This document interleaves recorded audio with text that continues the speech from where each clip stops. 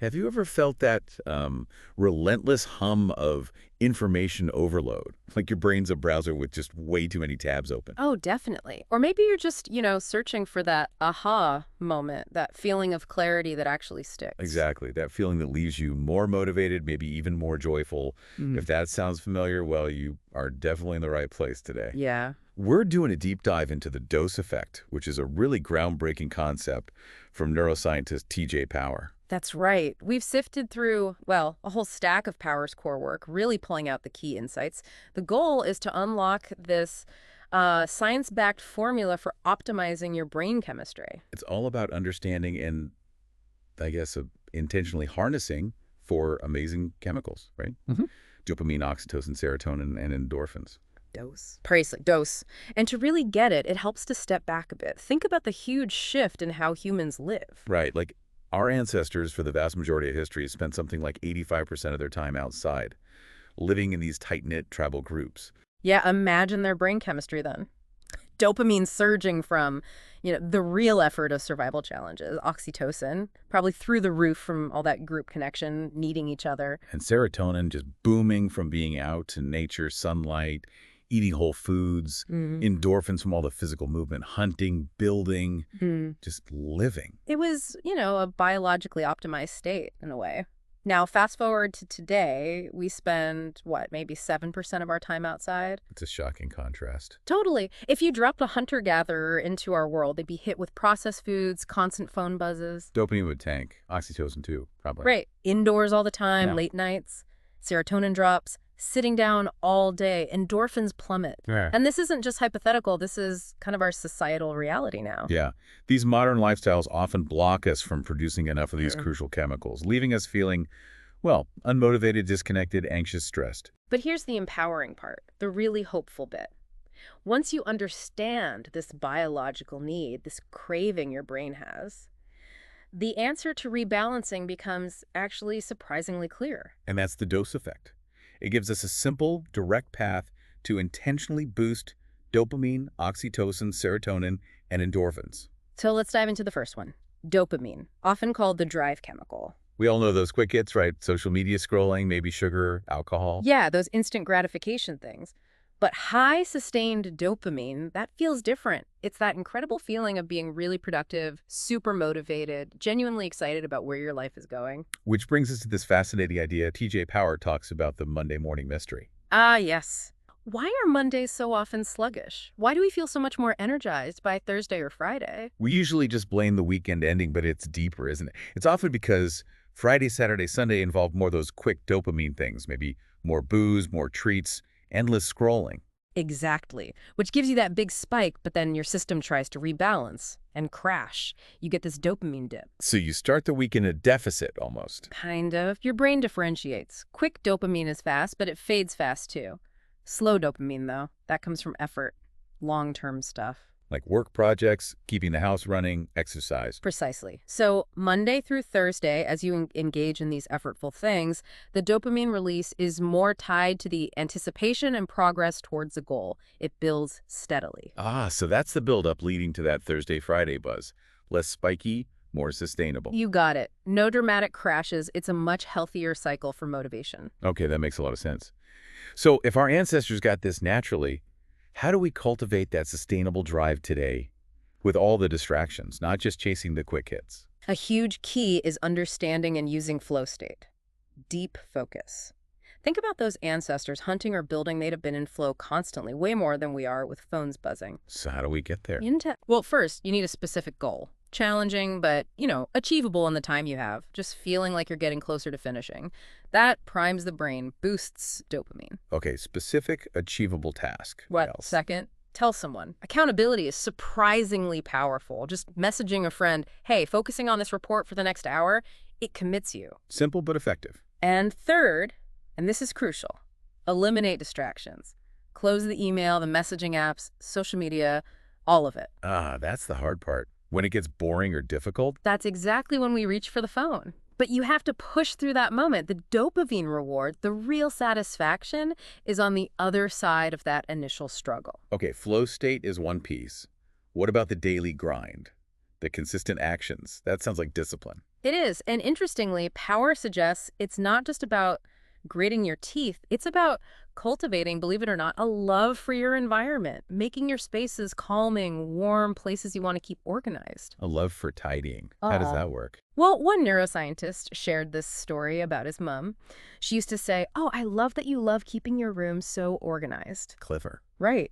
Hearing "I love that you love" constantly, his young brain started to actually connect organization with positive feelings. Mm. He genuinely grew to like having an organized room. It rewired things. That's incredible. So applying that, Hmm. day one challenge, get organized, starting at home. Exactly. Cleaning, especially your bedroom, is effortful. It adds value. Instant dopamine boost. Think of your room as an externalization of your mind. Cleaning it helps clear your head. Okay, but maybe don't try to tackle the whole house at once. Definitely not. Small steps. Make the bed, clear the clothes off the chair, organize the bedside table, one thing at a time. Put on some music, it helps. And for daily discipline, what's the strategy? The most powerful one. First thing after waking up before the phone, make your bed. Really, just making the bed. Yes, it's a small win, right? An act of accomplishment. It immediately gives your brain a little dopamine hit, signals you're capable, and sets a positive tone. Okay, I can see that. Tiny win, big ripple effect. And then reframe chores.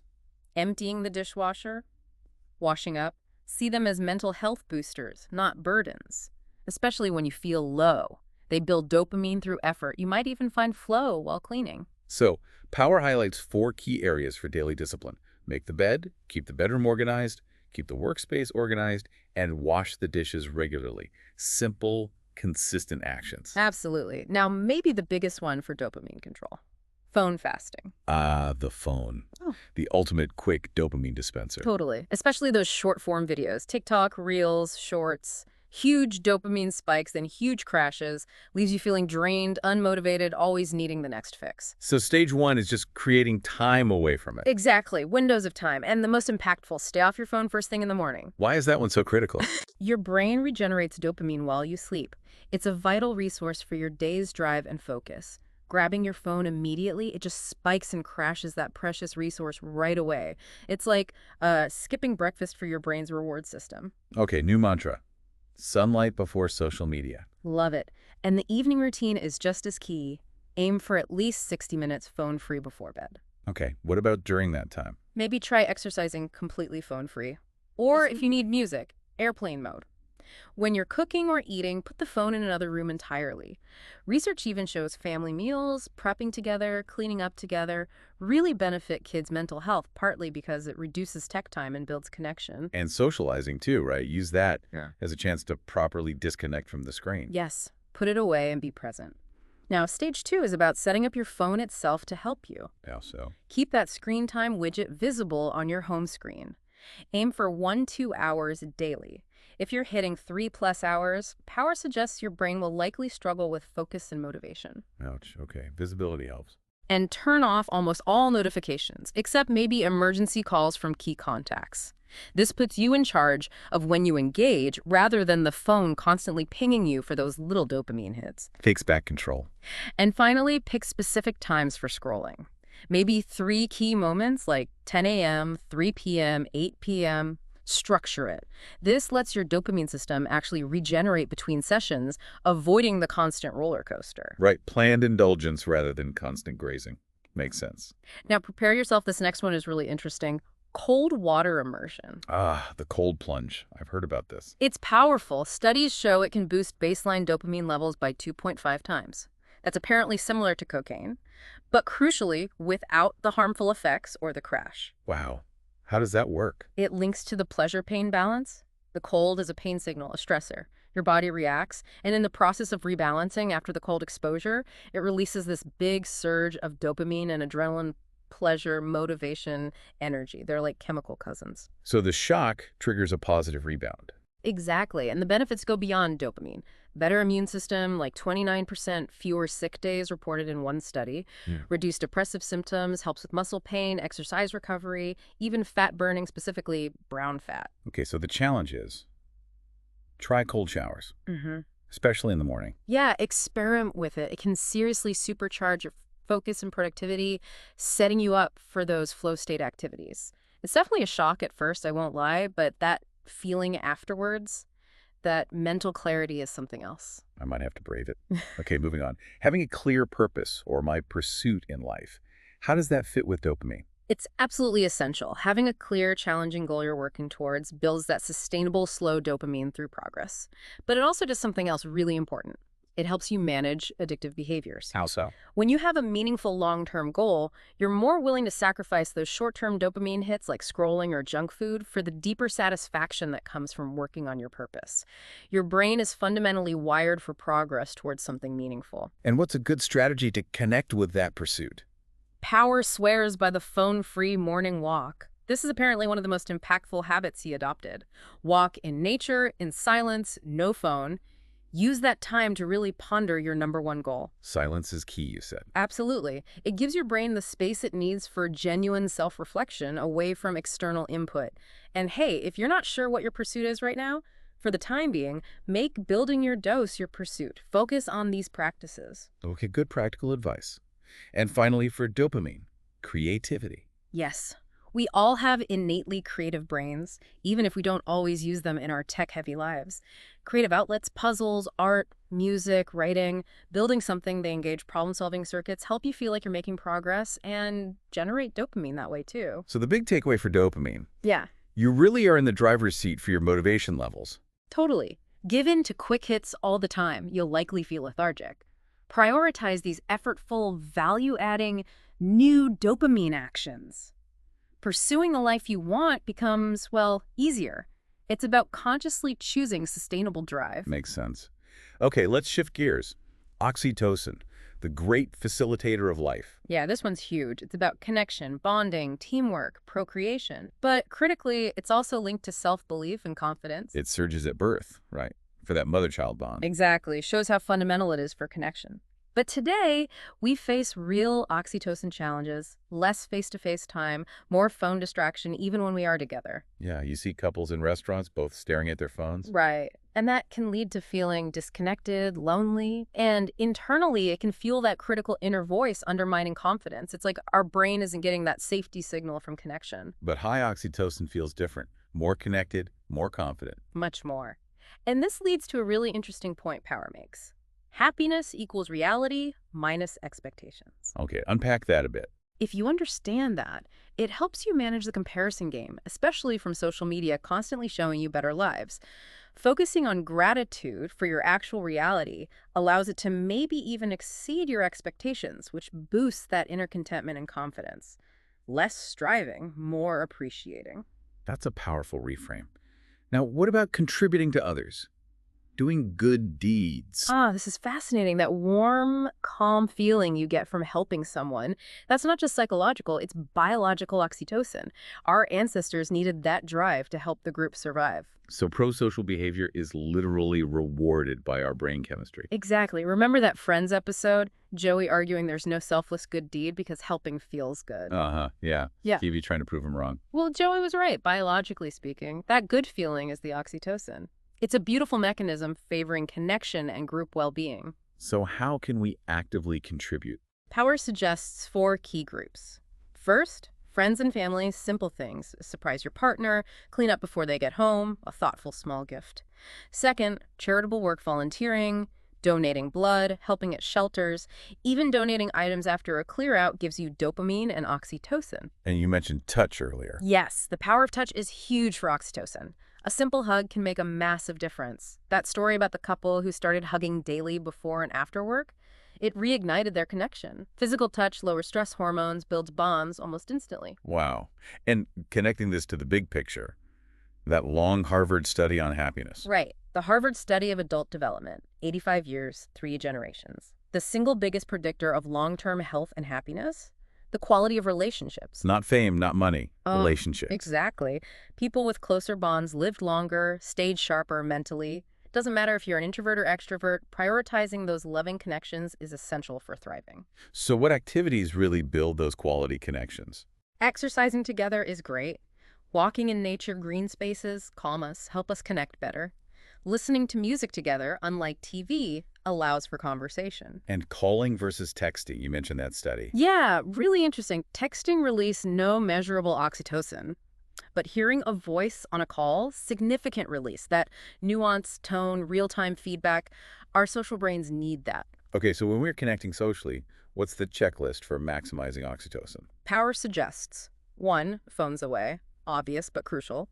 2, listen actively, really hear them out before formulating your reply. Makes people feel valued. 3, compliment genuinely. Not just looks, but kindness, humor, effort. Both giving and receiving boosts oxytocin. 4, make eye contact. 5, connect physically where appropriate, hug, handshake. 6, ask good open-ended questions. Good list. Now, what about social confidence? That feeling of anxiety or self-consciousness many people feel. Very common. Often driven by the spotlight effect, we think people are analyzing us way more than they actually are. We overestimate how much attention is on us. Exactly. Everyone wants to be liked. That's normal. The key is not getting lost in worry. 3 steps can help build confidence here. Okay. First, accept the feeling. Tell yourself it's normal. Everyone feels it sometimes. Fighting it makes it worse. And remember, others are probably too busy worrying about what you think of them. True. Okay, step 2. Make eye contact and stand tall. Good posture actually increases self-confidence and how confident others perceive you. Body language matters. And 3rd? Pay attention and contribute. Immerse yourself in the conversation. Shift focus outwards, away from internal analysis. That naturally quiets the worries and boosts oxytocin through engagement. That makes sense. Shift focus. Now let's talk gratitude again, but this time for transforming self-talk. Yes. Oxytocin isn't just about others, it's about connecting kindly with yourself. So many of us have a harsh inner critic, especially with social media feeding comparisons. So 2 types of gratitude. Right. First, sharing gratitude, thanking people. Research calls this the glue that holds relationships together, makes others feel seen. Second, feeling grateful dispositional gratitude, actively appreciating the good in your life. How does that combat negativity? It counteracts the brain's natural negativity bias, which often gets amplified by news cycles. It's about consciously focusing your mind on the joy of what you do have right now. And the daily practice is simple. Super simple. Just ask yourself, right now, what's the number one thing I feel most grateful for? A person, health, home, opportunity? Just pick one. It resets your perspective. Okay. And the last piece for oxytocin. Achievements. Hmm? Celebrating progress. Yeah, this is about how you talk to yourself. Think about 2 parents. One always points out flaws, the other celebrates effort and wins. Which kid builds self-belief? Like one, obviously. Right. But our inner voice is often like the first parent. The goal here is to change that. And remember, neuroplasticity, your brain can change. You can rewire that self-talk, just like learning a new skill. So how do we practice this? Power suggests the daily achievements question, morning and after work. What did I achieve today? Small things count. Also, make a point of celebrating others' achievements. And when that negative voice pops up, consciously redirect to your achievements, build that inner cheerleader. So, oxytocin summary. Prioritize real connection, practice daily gratitude, celebrate progress, build confidence and connection from the inside out. You got it. Now, on to serotonin, the energy and mood chemical. The magical chemical. And fascinatingly, 90–95% made in the gut. Incredible, isn't it? It really drives home that saying, happier body, happier mind. Our emotions truly are energy in motion, often showing up as those gut feelings. Our ancestors were serotonin masters, you said. Unintentionally, yes. Waking with natural light, being in nature, eating unprocessed foods, sleeping deeply, all prime serotonin boosters. And the modern causes of low serotonin are basically the opposite. Pretty much. Unhealthy food, poor sleep, lack of nature, lack of sunlight, leading to feeling anxious, tired. So, step 1, get back to nature, our restorative environment. Yes. Power shared his story about that 60-minute phone-free morning walk challenge. He dreaded the silence at first, but found it life-changing. Deepened his connection to nature and himself. It retunes your nervous system. And that Japanese concept, forest bathing. Shinrin-yoku. Developed partly to combat extreme work stress in cities. Research shows immersing your senses in nature significantly helps stress, anxiety, depression, anger, sleep. So the challenge is 3 headphone-free nature walks this week. Use the time for gratitude, achievements, pursuit thinking, too. Exactly. Stack those positive habits. Next up, sunlight. Hugely important. We know it feels good when it's sunny, but it's more than that. Much more. Vital for sleep quality, immune function, and directly triggers serotonin production, boosting energy, positive mood. Even on cloudy days, the light matters, especially for things like seasonal affective disorder, SAD, when serotonin dips in winter. And it sets our internal clock, the circadian rhythm. Precisely. Ancestors synced with sunrise, sunset. Artificial light throws us off. So the strategy: 10-15 minutes of natural light within 30 minutes of waking. Even just standing by a window. Ideally outside, but bright indirect light helps. A sunrise alarm clock can be amazing in winter. And grab another 15-20 minutes at lunchtime if you can. Helps avoid that afternoon slump. Okay, nature, sunlight. Now, the big one, gut health, fueling the mind. Given that 90–95% of serotonin starts in the gut, this is massive. What we eat directly shapes our mood. The challenge: ultra-processed foods, UPFs, are everywhere and they mess with our brain and body. So what are the key food strategies? Power suggests 6. 1. Eat until 80% full. Common in blue zones with long-lived people. Overeating, even healthy stuff, makes you tired. Chew well, pause between bites. 2. Food for snacks. Beats sugar cravings, provides nutrients and tryptophan, a key serotonin building block. Fast mood boost. 3. Boost protein. Aim for about 1 gram per pound of body weight. Helps you feel full, manage hunger. 4. Veggies as your main carb source. Complex carbs like zucchini, carrots, broccoli, lentils, beans. They give fiber, slow energy release, feed the good gut bacteria. 5. Cut down on UPS. Use the 80-20 shopping rule, 80% nutritious, 20% treats. Fewer temptations at home helps when willpower's low. And 6. Experiment with intermittent fasting. IF. Shorten your eating window, maybe 8–9 hours. Benefits can include better focus, energy, weight management, even anti-aging effects. Try delaying breakfast by at least 2 hours after waking.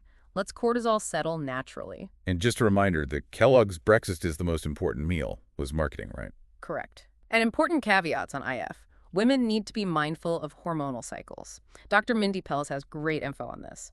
Avoid if you have eating disorder history or health issues. Consult your doctor first. Good points. What about drinks? Water first, always. Hydration is key. Coffee, fine, but delay it 90–120 minutes after waking. Lets cortisol do its thing first, prevents afternoon crash. Caffeine does boost dopamine too. Avoid afternoon, though, for sleep. Probiotics. Yes. Kombucha, kefir, sauerkraut, kimchi, they actively feed your gut microbiome, boosting daily serotonin. And try to be alcohol-free, especially in evenings. It hits dopamine, crashes serotonin via gut damage, and wrecks sleep quality. Okay, makes sense. Now, underthinking. Slowing down the body and thoughts. This tackles overthinking, those repetitive worry loops that spiral into anxiety, even panic. Your brain fires up the stress response, faster heart rate, breathing as if there's a real threat. But it's just a modern worry, not a bear chase. Exactly. The vagus nerve is key here. It connects brain and body, controls speeding up, sympathetic, or calming down, parasympathetic.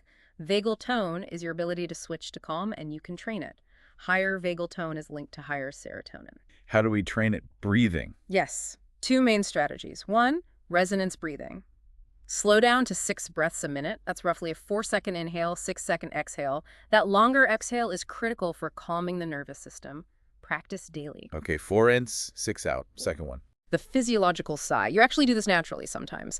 It's a double inhale through the nose, then a long, full sigh out through the mouth. Instantly resets your nervous system. Like hitting a reset button. Exactly. So a daily calming practice, maybe under 5 minutes in the morning. Few deep breaths, close eyes, few more, then pick your breathing exercise when overthinking hits. Calm the brain first with breath. Then talk it out, call someone, voice note, journal. Explaining helps rationalize, and always return to gratitude to foster safety. Good tools. And finally for serotonin, deep sleep, non-negotiable. Absolutely essential. Everything ties into it. Optimizing sleep is key for overall well-being and serotonin levels. Recap the optimizing actions. Okay. Morning sunlight sets the clock. Daily movement body needs to earn sleep. Cool bedroom body temp drops to initiate sleep. Limit nighttime tech. Avoid stimulating content 30 minutes before bed. Reading is best. Use do not disturb. Diet matters too. Hugely. No caffeine afternoon. No sugar after 8 p.m. ideally. No alcohol in the evening. They all mess with sleep stages. And for calming the mind, consistent bedtime, gratitude practice, maybe relaxing music or podcasts on a non-phone device. Right. So serotonin is really about nurturing the body. Nature, sunlight, gut health, calm thoughts, deep sleep, happy body, happy mind. That's the essence of it. Leads to sustained energy and a more stable, positive mood. Perfect. Okay, final chemical, endorphins. The de-stress and calm chemicals. Yes. These are like a natural gift. They help us handle stress, improve physical health, and give an almost immediate feeling of reduced stress, released when your body exerts itself. Natural painkiller, mood lifter. So exercise is key. But sustainably, right? Not just crash diets or intense bursts. Sustainability is everything. Aim for at least 2 strength sessions and 2 endurance sessions as a baseline. Strength could be weights, resistance bands, body weight stuff like push-ups, squats, Exactly. And really pushing yourself in those last few reps. That's where the biggest endorphin release often happens. and endurance. Walking, running, cycling, swimming, classes, sports. Yep. And find ways to boost motivation challenges or just making those smart decisions daily. Park further away, take stairs, walk breaks. It all adds up, signals the brain. Okay, exercise. What else triggers endorphins? Heat. Yes, hot environments are amazing for endorphins and relaxation. Warm baths are nice, but saunas are generally better because they push the body's heat stress response more intensely. Sauna benefits are pretty impressive, right? They really are. Detox via sweat boosts immunity, improves sleep, over 80% reported better sleep. Muscle growth via growth hormone, even cognitive protection. One study showed 66% lower dementia risk for frequent users. Wow. So build up to maybe 15 minutes, no phone, ideally a few times a week. That's the ideal strategy. Worth considering if your gym has one. Now, the surprising one you mentioned, singing. Yes, singing and dancing, especially when you really belt it out or move freely, push your body physically and pump endorphins, creates euphoria. Power's story about singing in the car after a stressful meeting. Exactly. It wasn't about solving the problem right then. It was about using singing to disconnect from the worry, calm his system with endorphins so he could return to it more rationally. Music generally has huge benefits then. Immediate de-stressing helps problem solving by changing your state, boosts excitement, reduces anxiety, lowers pain perception, boosts immunity, lowers cortisol. It's powerful. So the strategy, sing for 5 minutes daily, use music when stressed, dance and sing with others for oxytocin and endorphins. All great ideas. And for focus, remember calm, lyric-free music like lo-fi or binaural beats can help during work. Okay, and laughter. Real hard laughter. Yes, that belly-aching, tears-in-your-eyes laughter, that's euphoria. That's endorphins from the physical exertion of laughing so hard. Pure, joyful stress relief. They probably don't do enough of that. Most of us don't. And finally, stretching, the overlooked essential. People find it boring, maybe. Yeah. Often, yeah. But sedentary life makes us stiff, leads to problems later. Stretching primes your muscles and fascia, making them more receptive to the micro tears for movement that trigger endorphins. It increases your capacity. So check posture. Daily stretches like reach-ups, reach-downs, twists, maybe hanging, yoga. All good. Your body gets fitter, enjoys exercise more, your endorphin potential rises. Okay, endorphins takeaway. Embrace daily activation through movement, heat, music, laughter, stretching.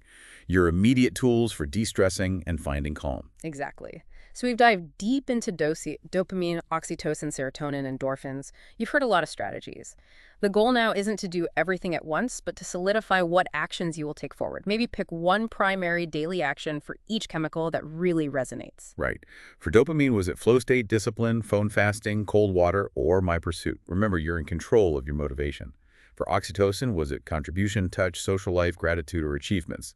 It's about building that biological capacity for love and connection. For serotonin, was it nature, sunlight, gut health, underthinking via breath, or deep sleep? Remember the happy body, happy mind connection. And for endorphins, exercise, heat, music, laughter, or stretching. Your toolkit for immediate stress reduction. And the neat thing is how you can weave these together, Right. right? Like designing a dose work day or a dose rest day for ongoing well-being. Absolutely. This deep dive hopefully has shown you that deep biological craving your brain has for accomplishment, connection, calm, joy. And the most important thing, understanding you have the power to influence this. You can shift your brain chemistry and therefore your whole experience of life, moving from just reacting to intentionally creating well-being. It's incredibly empowering. So if this deep dive has sparked something for you, maybe consider sharing these ideas with friends, family. This isn't just about individual journeys. No, it's potentially bigger. Maybe it's about starting a kind of dose revolution, helping guide ourselves and maybe the world towards a healthier, more connected, more intentional way of living. One brain, one dose at a time.